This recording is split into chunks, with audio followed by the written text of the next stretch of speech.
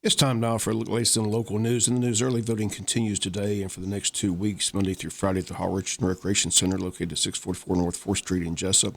Time Monday through Friday, 8 a.m. to 5 p.m. Early voting also taking place this Saturday. The time tomorrow between 9 a.m. and 5 p.m. also at the Hall Richardson Recreation Center.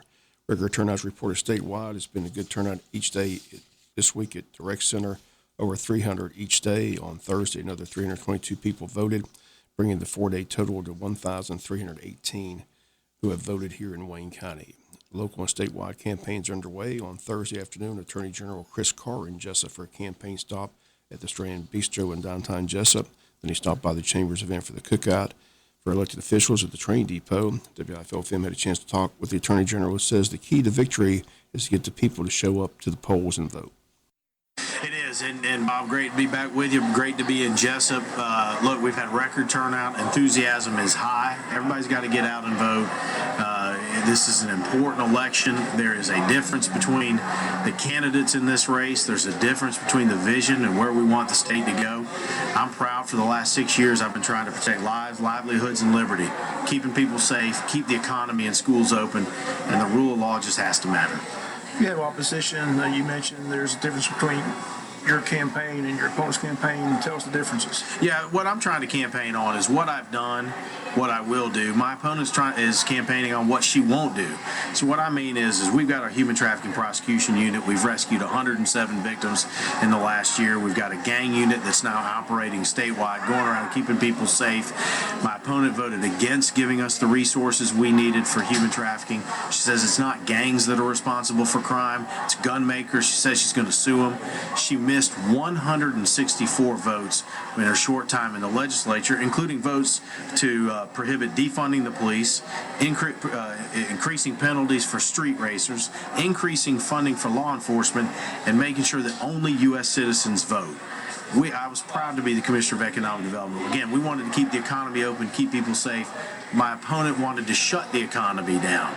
And again, she's aligned herself with folks. She doesn't want to enforce the law herself. She said she won't, and she stands with DAs that say they won't enforce the law. There's a big difference between the two candidates in our race, and I hope that folks will give me another 4 years. A lot of interest in this race. Record turnout the last several days. So you got to be happy about that. It's good to see everybody out voting. Absolutely, and it also shows, obviously elections have been a big topic of conversation in Georgia in 2018 and 2020. We passed SB 202 that increased security, transparency, and access. We're seeing that now. Record turnout now.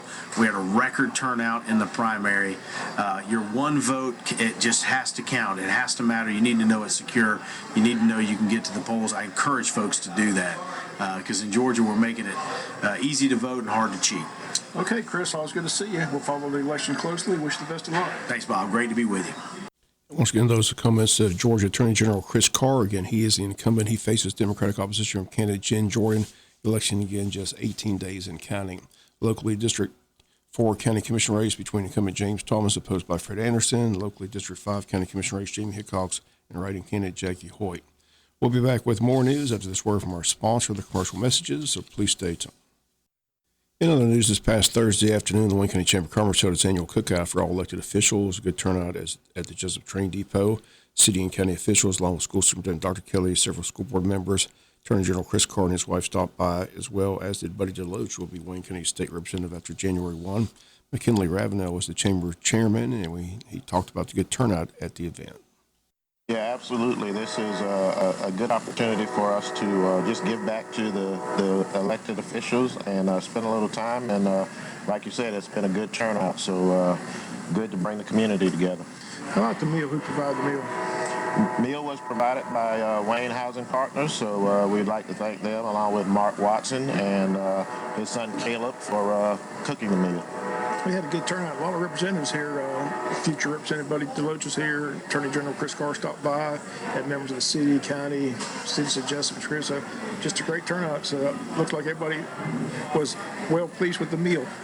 Well, and that's what we were after, just making sure that everybody had a good time. And on top of everything, when you have a good meal, it's a good time for everybody. So we saw a lot of smiling faces. So appreciate you coming by as well. Okay, thanks so much. Thank you.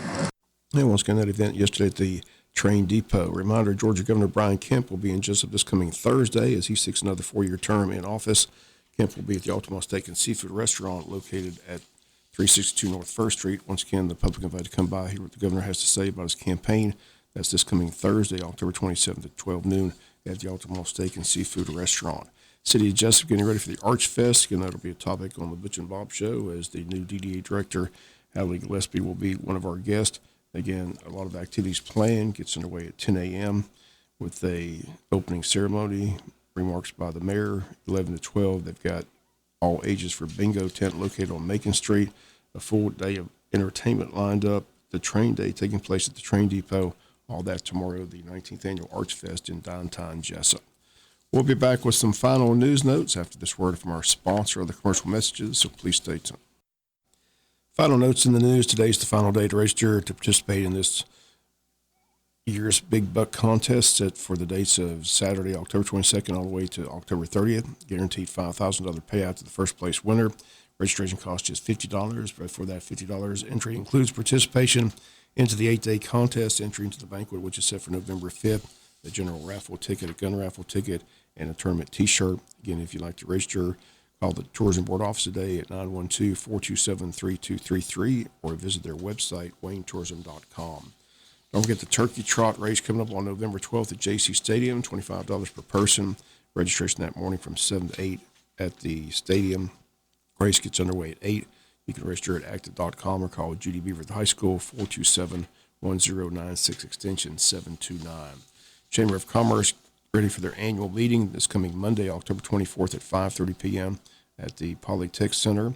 Chamber invites you to attend the annual meeting. The meeting is a chance to connect with your fellow chamber members, learn more about the chamber, and that's taking place Monday, 5:30 at the Polytech Center.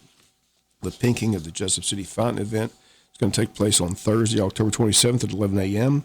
Program will begin inside the Jessup Depot Community Room. A representative from the city will welcome the crowd and introduce guest speaker Gwendolyn Lockley, a breast cancer survivor.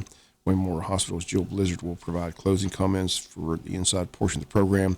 Then those attending will move outside to the fountain where the group photo will be taken, followed by a balloon release and the pinking of the fountain. Public always invited and encouraged to attend. Again, the pinking of the fountain set for Thursday, October 27th at 11 a.m. Another big event coming up is the annual Day for Wayne. It will take place at the Clanton River Ranch on the banks of the Altamar River. The date Thursday, November 3rd. Dinner will be served from 12:30 to 2. All types of events planned for that day, including fishing, deer and hog hunting, skeet shooting, kayaking, tours of the Altamar River, tours of the farm, all taking place Thursday, November 3rd at the Clanton River Ranch. And they state it's the 18th annual event for Day for Wayne. Again, a reminder, Wayne County football on Halloween night this year.